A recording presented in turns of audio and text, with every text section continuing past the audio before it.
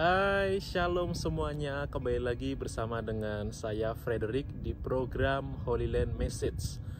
Holy Land Message adalah renungan Kristen yang dibuat langsung dari Tanah Suci. Dan pada video kali ini saya akan menjelaskan mengenai salah satu hari raya paling suci, paling sakral bagi orang-orang Ibrani, yaitu adalah Yom Kippur. Yom Kippur yang dalam bahasa Inggris adalah The Day of Atonement, atau yang dalam bahasa Indonesia adalah Hari Penebusan Dosa.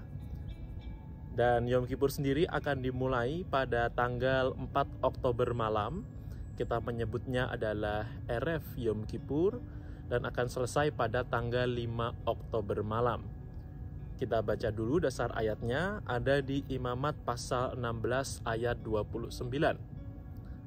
Demikian firman Tuhan, inilah yang harus menjadi ketetapan untuk selama-lamanya bagi kamu, yakni pada bulan yang ke-7, pada tanggal 10 bulan itu, kamu harus merendahkan diri dengan berpuasa, dan janganlah kamu melakukan sesuatu pekerjaan, baik orang Israel asli, maupun orang asing yang tinggal di tengah-tengahmu.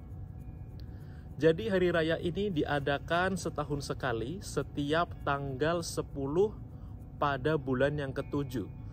Tanggal 10 bulan ke-7 dalam kalender Ibrani. Bulan yang ke-7 ini adalah bulan Tishrei. Sedangkan pada video saya sebelumnya, kita belajar bahwa tanggal 1 bulan Tishrei adalah Rosh Hashanah, yang merupakan hari pertama dalam kalender Ibrani. Kita merayakannya minggu lalu, yang merupakan kepala tahun. Dan saya sudah menjelaskan di video-video saya sebelumnya mengenai apa yang harus dimakan ketika hari raya Rosh Hashanah dan apa doa yang harus didoakan. Ada tiup trompet, shofar juga, dan lain-lain ya. Dan hari ini kita akan fokus membahas mengenai Yom Kippur, yaitu adalah hari di mana semua orang di tanah perjanjian ini harus merendahkan diri.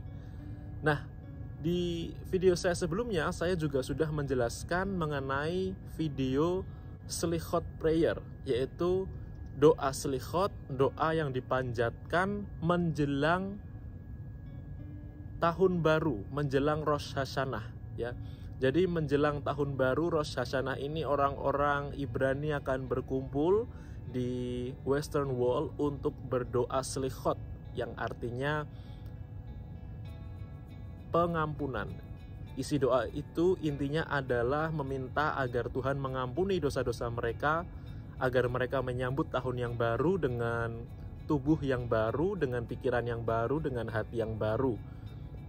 Jadi pada hari Yom Kippur ini, semua orang di tanah perjanjian akan berpuasa dan mereka tidak boleh bekerja sama sekali ya, sama sekali. Jadi bagaimana dengan visitor, bagaimana dengan turis seperti saya ini? Ya, kami harus mengikuti aturan itu. Kami juga harus ikut, tidak boleh bekerja, tidak boleh belajar, tidak boleh kemana-mana. Ya, hanya berdiam diri, berdoa, meminta ampun atas segala dosa dan pelanggaran yang kita lakukan. Lalu kita lanjut di Imamat 16 ayat 30. Karena pada hari itu harus diadakan pendamaian bagimu untuk mentahirkan kamu. Kamu akan ditahirkan dari segala dosamu di hadapan Tuhan. Nah, mentahirkan dalam bahasa aslinya adalah Mekadesh. Mekadesh yang artinya adalah menguduskan, menyucikan, menjadi kadosh, menjadi kudus. Jadi kita yang sebelumnya ini penuh dengan dosa, kita yang sebelumnya ini adalah najis, dimurnikan, dikuduskan, disucikan dalam hari Yom Kippur. Saya ingat sebuah lagu, walau dosaku merah bak kain kesumba, engkau menjadikanku putih seputih bulu domba.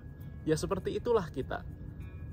Kita yang kotor ini dibersihkan oleh Tuhan pada hari raya Yom Kippur.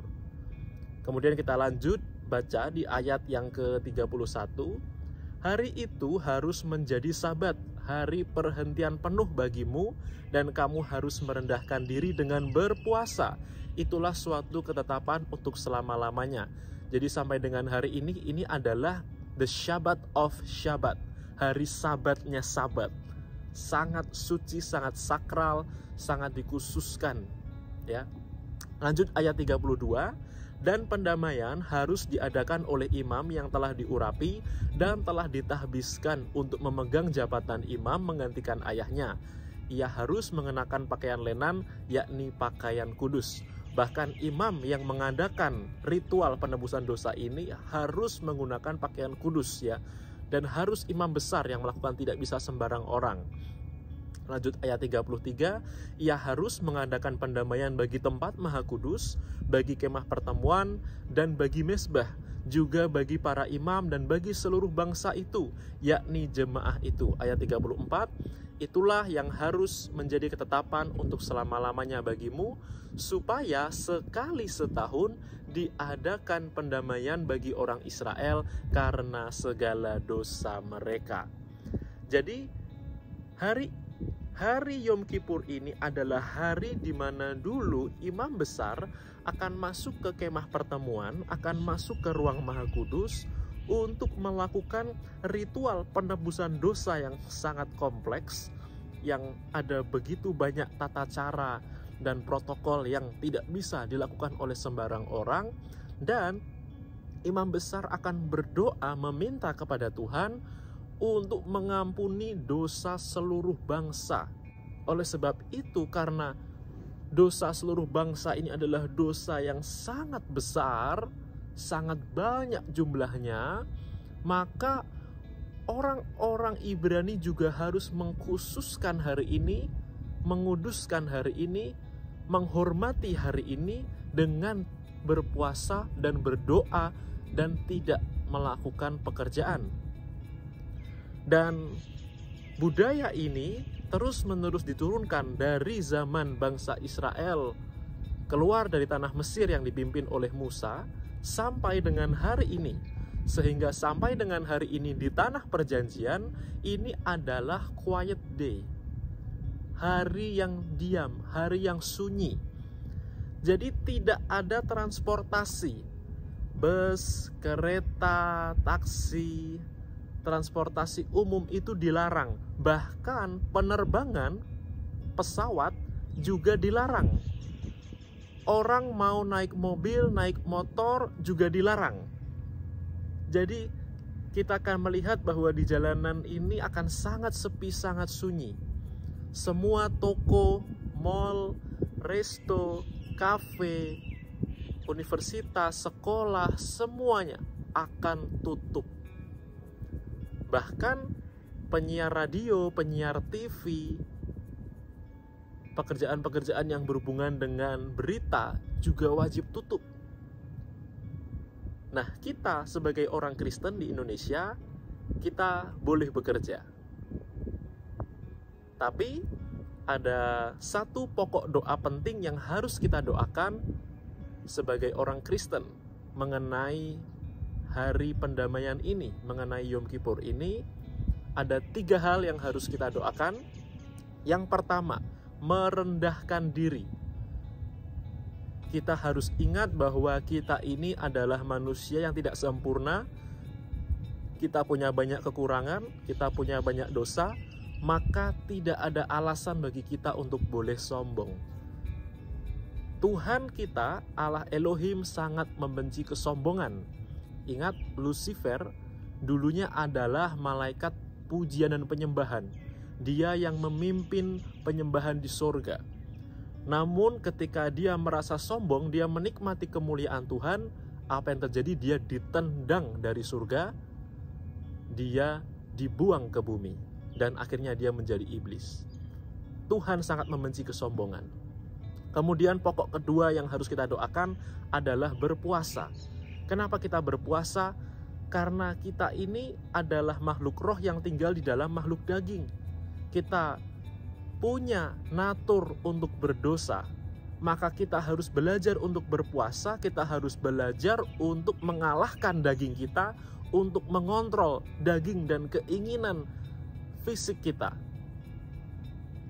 Dan sebagai rasa bentuk hormat kita bahwa hari ini kita akan mengalami penyucian dari Tuhan. Dan kemudian yang ketiga, pokok doa yang harus kita doakan, berdoa pengampunan dosa. Ini hukumnya wajib bagi kita sebagai orang Kristen. Karena dosa kita banyak, maka kita perlu rendah hati, datang kepada Tuhan, berpuasa dan berdoa, meminta kemurahan Tuhan, agar Tuhan mengampuni semua dosa-dosa kita. Demikian firman Tuhan mengenai Yom Kippur. Di video saya selanjutnya, saya akan menceritakan mengenai Hari Raya Sukkot di Tanah Perjanjian dan kaitan kita sebagai orang Kristen dan apa yang harus kita doakan sebagai orang Kristen di Indonesia. Dari Tanah Perjanjian, selamat berpuasa dan selamat berdoa. Tuhan Yesus memberkati. Shalom.